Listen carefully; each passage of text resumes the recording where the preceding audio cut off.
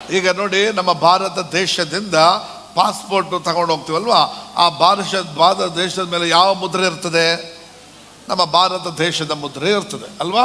ಆ ಮುದ್ರೆ ಬಂದು ನಾವು ಭಾರತೀಯರು ಎಂಬುದಾಗಿ ಅದು ಗುರುತಿಸುವಂಥದ್ದು. ಅದೇ ಪ್ರಕಾರ ನನ್ನ ಮೇಲೆ ಯಾವ ಗುರುತಿದೆ?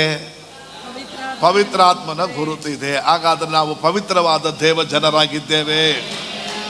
ನಾವಿನ್ನು ದಾಸರಲ್ಲ, ನಾವು ಪವಿತ್ರವಾದ ದೇವ ಜನರಾಗಿದ್ದೇವೆ.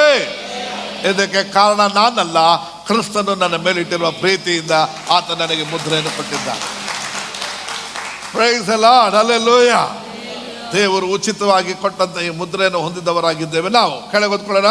ದೇವರು ಸಂಪಾದಿಸಿಕೊಂಡ ಜನರಿಗೆ, ಓ ಮೈ ಗಾಡ್, ದೇವರು ಸಂಪಾದಿಸಿಕೊಂಡ ಜನರು. ನಾವು ಯಾರಂದ್ರೆ ದೇವರು ಸಂಪಾದಿಸಿದ ಜನರು. ನಾನು ಹೇಳಿದ್ನಲ್ಲ, ಒಂದು ಕಾಲದಲ್ಲಿ ಆ ಹುಡುಗ ಬೋಟ್ ಮಾಡ್ದ, ಬೋಟ್ ಅವನನ್ನು ಬಿಟ್ಟು ಕಳೆದು ಹೋಯ್ತು.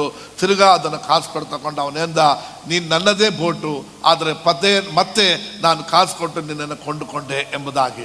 ಹಾಗೆ ನಾವೆಲ್ಲ ದೇವ ಜನರೇ, ಆದರೆ ಕಳ್ಕೊಂಡಿದ್ವಿ. ತನ್ನ ರಕ್ತವನ್ನು ಕೊಟ್ಟು ಮತ್ತೆ ನಮ್ಮನ್ನು ದೇವರು ವಿಮೋಚಿಸಿದವರಾಗಿದ್ದಾರೆ. ಹಾಗಾದರೆ 2 ಸತಿ ನೀನು ನನ್ನವರು ಎಂಬುದಾಗಿ ಹೇಳ್ತಾರೆ. ಹಲ್ಲೆಲೂಯಾ. ಮೊದಲು ಉಂಟು ಮಾಡುವಾಗಲೂ ದೇವರನವರೇ, ಈಗಲೂ ನಾವು ದೇವರನವರೇ ಆಗಿದ್ದೇವೆ. ಕಾರಣ ಈಗ ಆತನು ನನ್ನನ್ನು ಪರ್ಚೇಸ್ ಮಾಡಿಕೊಂಡಿದ್ದಾರೆ. Praise God, hallelujah.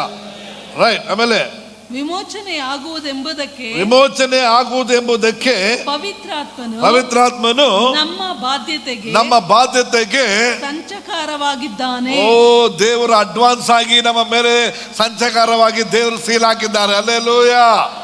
Praise the Lord. ಯಾರೆಲ್ಲ ಪವಿತ್ರಾತ್ಮ ನಮ್ಮ ಜೊತೆಲಿದ್ದಾರೆ ಎಂಬುದಾಗಿ ನಂಬ್ತೀರಿ? ಕೈ ಎತ್ತಿರಿ. ಅದೇ ಸಂಚಕಾರ, ಟೋಕನ್ ಅಡ್ವಾನ್ಸ್ ಆಗಿದೆ. ನೀನು ಖಂಡಿತವಾಗಿ ವಿಮೋಚಿಸಲ್ಪಟ್ಟಿದ್ದೆ ಎಂಬುದಕ್ಕಾಗಿ. Praise the Lord, hallelujah.